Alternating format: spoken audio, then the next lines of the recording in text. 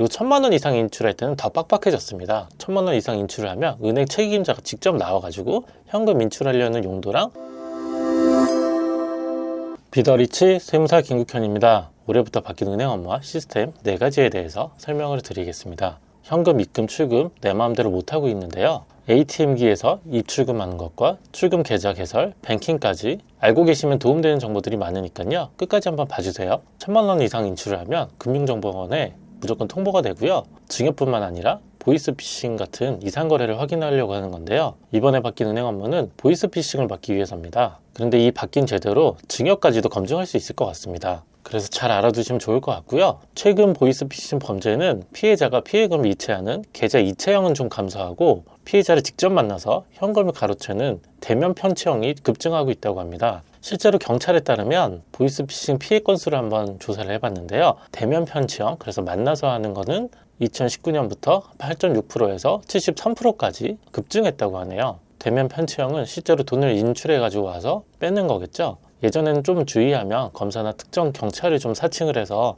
보이스피싱을 했는데 지금은 누구나 들으면 알만한 은행이나 택배회사 등으로 교묘하게 속이는 보이스피싱 수단이 좀 많아지고 있는 것 같습니다. 저도 보이스피싱 전화를 받아본 경험이 있는데요. 생각보다 제 정보 많이 알고 있어서 놀라기는 했습니다. 이 보이스피싱 범죄를 줄이기 위해서 정부에서는 다양한 예방책을 실행을 하고 있는데요. 아무래도 직접적으로 돈을 인출을 하고 송금하는 은행 시스템이 가장 중요한 역할을 하고 있기 때문에 이런 전반적인 시스템을 한번 바꾼 것 같습니다. 그런데 보이스피싱도 막는 것도 아주 중요하지만 최근에는 은행 가보면 통장 개설도 좀 어려워서 이체 한도도 많이 줄어들어가지고 피해는 일반 국민들이 보고 있는 게 아닌가 생각이 좀 듭니다. 제도를 막는다고 해서 정부가 활용할 수 있는 개인정보도 좀 많아지는 것 같고요. 아무튼 보이스피싱을 막기 위해서 시스템 제도가 개선이 됐지만 불편도 좀 최소화하면 좋겠습니다. 그리고 바뀐 것 첫 번째, ATM기에서 이체 출금입니다. 저희가 보통 현금이 필요하면 보통 어디에서 돈을 인출을 하죠? 바로 ATM 기계입니다. 인출을 한다 그러면 굳이 번호표를 뽑고 창구에서 기다려가지고 현금 인출하지 않고 바로 가서 ATM기에서 인출을 많이 하는데요.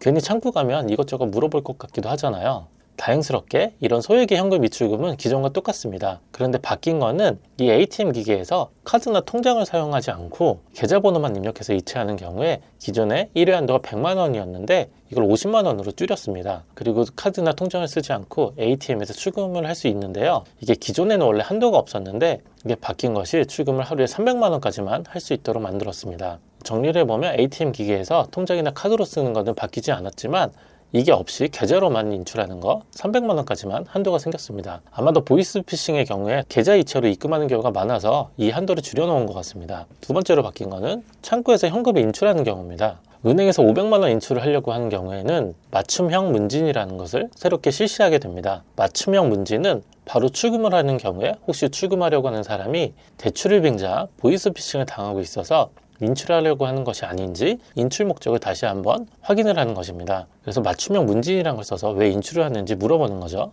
그리고 1,000만 원 이상 인출할 때는 더 빡빡해졌습니다. 1,000만 원 이상 인출을 하면 은행 책임자가 직접 나와가지고 현금 인출하려는 용도랑 보이스피싱 상황이 아닌지 꼼꼼하게 확인을 한다고 합니다. 아마 이런 상황이 좀 부담스럽고 화가 나기도 할 것 같습니다. 보이스피싱이 아니고 내 돈을 1,000만 원 정도 빼는데 책임자까지 나와가지고 이걸 왜 빼는지 꼬치꼬치 물어보는 상황이 생겼으니까요. 그렇다면 만약에 현금 인출할 때 맞춤형 문진이나 1,000만 원 이상 인출을 하는데 책임자의 질문에 대답을 안 하면 어떻게 될까요? 그럴 경우에는 안타깝게도 은행 직원이 신고 지침에 따라서 경찰에 신고를 하도록 되어 있습니다. 그래서 아주 심한 경우에는 경찰까지 출동할 수 있는 경우가 생기겠네요. 만약에 인출하는 사정이 말하지 못할 사정이 있다고 하면 1,000만 원 이상 인출하지 않고 문진표 작성 정도 할 것 같습니다. 아니면 문진표 작성도 못하고 500만 원 이하로 인출을 하겠죠. 이래저래 불편해진 건 좀 사실이긴 하네요. 세 번째는 비대면 계좌 개설에 대한 부분이 좀 바뀌었습니다. 카카오뱅크나 K뱅크 아니면 시중은행의 경우에도 어플로 비대면 계좌 개설할 수 있는데요.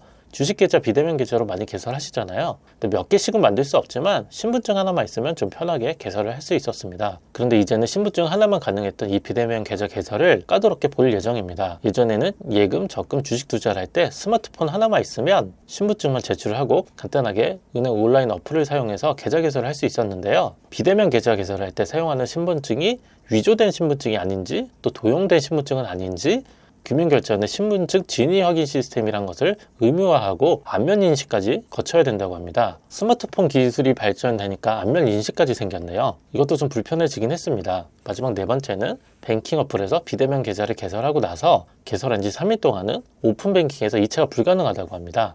여기까지 한번 정리를 해보면요. 첫 번째로 ATM 기기에서 카드나 통장 없이 출금 제한은 기존의 100만 원에서 50만 원으로 줄고 1일 출금 한도도 300만 원으로 줄었습니다. 이건 좀 잘한 것 같네요. 모르는 계좌로 한도 없이 보내다 보면 보이스피싱이 좀 커질 수가 있으니까요. 두 번째로는 현금 출금할 때 500만 원 이상일 경우에 은행에서 맞춤형 문지표를 작성을 해야 되고 1000만 원 이상일 경우에는 은행 책임자와 확인 면담 후에 인출이 진행이 가능하다고 합니다. 이건 좀 많이 불편해진 것 같네요. 내 돈 빼는데 너무 꼬치꼬치 물어보는 상황이 생겼으니까요. 세 번째로 비대면 온라인 뱅킹 개설할 때 신분증 진위 확인 시스템이랑 안면 인식 시스템까지 추가된다고 하니까 유의 한번 해보시고요. 마지막 네 번째는 방금 말씀드린 비대면 계좌를 개설하고 나서 왜 이체가 안 되지 하지 마시고 3일간은 이체가 불가능할 거라고 생각하시면 될 것 같습니다. 오픈 뱅킹의 경우에만 그렇습니다. 그래서 이 세 번째와 네 번째는 비대면 계좌 개설을 하시려면 좀 여유 있게 하셔야 되겠네요. 보이스피싱도 맞는 것도 중요하지만 일반 국민들이 좀 불편하지 않는 방법을 좀 찾았으면 좋겠습니다. 추가적으로 앞으로 보이스피싱을 당하면 일일이 전화를 해가지고 은행 거래를 좀 막았어야 되는데 앞으로는 전 금융기관에 연결된 본인 계좌를 한꺼번에 정지를 할 수 있다고 합니다. 여기까지 오늘은 새로 적용된 은행 시스템에 대해서 알아봤고요. 많이 도움이 되셨다면 구독과 좋아요, 알림 설정도 해주세요.